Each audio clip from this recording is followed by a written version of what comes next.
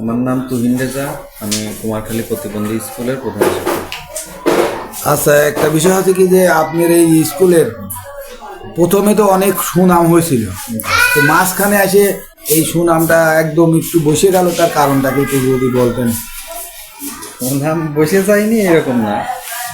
সত্য কথা বলতে হচ্ছে আমরা হচ্ছে আমাদের একটা নিজস্ব জায়গা বা ভবন হলে আমরা সুন্দরভাবে আমাদের 125-30 জন মতো ছাত্র আছে, কিন্তু আমরা জায়গার অভাবে সবাইকে আনতে পারি না। তো আমরা খুব দ্রুত আল্লাহ যদি ব্যবস্থা করে আমরা একটা যে নির্দিষ্ট আমাদের জায়গা রেডি হচ্ছে ওইখানে গেলে তখন আল্লাহর রহমতে শুনছি যে আপনারা একটা জায়গার ব্যবস্থা করছেন, কিন্তু ওটা কি রেডি হয়েছে? রেডি হয়েছে। আমরা এখন স্কুলের নামে রেজিস্ট্রি করতে পারলে ইনশাল্লাহ হয়তো 2-4-5-6 মাস মতো সময় লাগতে পারে আমাদের ওইখানে যেতে। ওইখানে একটা জায়গা ভবন করলে এই স্কুলের কি কাগজপাতিরাতে কি কেমন কি রেডি হয়েছে না? হ্যাঁ, আমাদের আপনাদের টোটাল কাগজপত্র বেতনের জন্য আপনার আবেদন করা আছে। এটা পর্যায়ক্রমে যখন সরকারি করানো তখন হচ্ছে।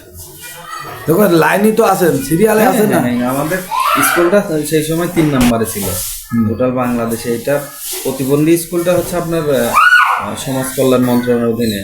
এটা কিন্তু গণশিক্ষা বা শিক্ষা মন্ত্রণালয়ের অধীনে নয়। ওইটা পর্যায়ক্রমে হবে ইনশাল্লাহ। সারা বাংলাদেশে প্রতিটা উপজেলাতে একটা প্রতিবন্ধী স্কুল হবে। আপনার এই স্কুলের শিক্ষক কর্মচারী কয়জন? শিক্ষক কর্মচারী শিক্ষক আছে 10 জন, কর্মচারী আছে 11 জন, মোট 21 জন।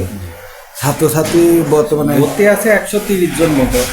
তো হচ্ছে আপনার 40-50 জন মতো প্রতিদিন আসে। আমাদের যেই কয়টা রুম আছে এর বেশি হয় না, নিয়ে আসা যায় না। ও, যার কারণে বোঝা যাচ্ছে যে আপনারা হলো জায়গার অভাবে ছাত্রছাত্রী এখানে আর আমরা আনতে জায়গা পারতেছেন থাকলে না। তো আমরা প্রত্যেকদিন 100+ ছাত্র নিয়ে আসা সম্ভব। আমাদের 4টা ভ্যান আছে নিজস্ব।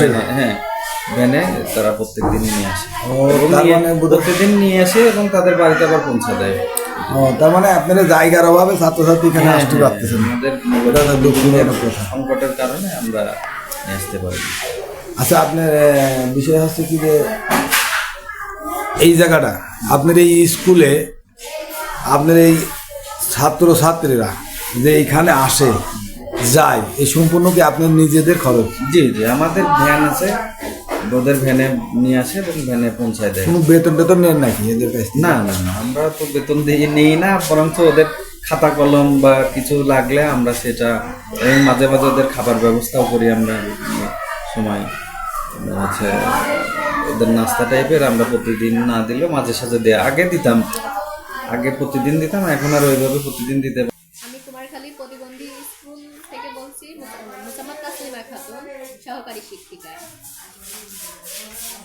আচ্ছা, আপনি কতদিন যাবত এই স্কুলে আছেন এবং এই স্কুলটা কতদিন যাবত চালু হয়েছে?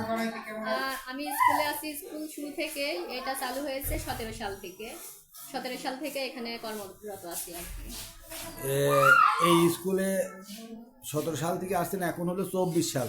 জি স্যার। যে 7 বছর হতে 7 বছরের ভিতর কি কোনো পারিশ্রমিক পাইছেন? জি না, আমরা কোনো পারিশ্রমিক এখনো পাই নাই। সরকারিভাবে কোনো অনুমোদন, মানে কোনো রকমের আমাদের সুযোগ সুবিধা দেয় এখনো হয় নাই। তো আশা করেন না যে হবে? অবশ্যই আশা রাখি আচ্ছা, আপনার ইনশাল্লাহ এখানে একদিন হবে। ইনশাল্লাহ আপনার এখানে ছাত্রছাত্রী কতজন আছে মোট? ছাত্রছাত্রী 130 জন।